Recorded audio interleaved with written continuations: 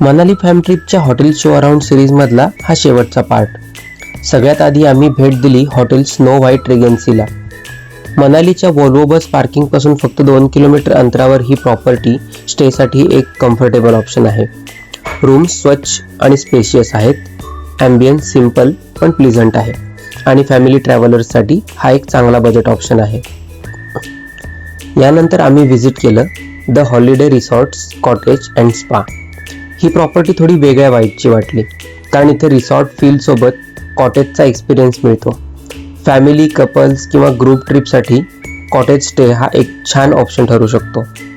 इथलं overall ambience peaceful आहे आणि प्रॉपर्टीमध्ये स्पा फॅसिलिटी असल्यामुळे मनाली साईटसीइंग नंतर रिलॅक्स होण्यासाठी हा छान ऑप्शन आहे.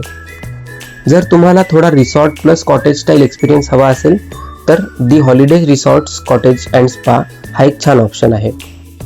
ही इथली महाराजा स्वीट आहे, जिथे तुम्हाला बाथरूममध्ये जकुझी, सर्व प्रकारच्या टॉयलेटरीज आणि गेस्टसाठी वेटिंग रूम विथ सिटिंग आणि टी व्ही मिळेल.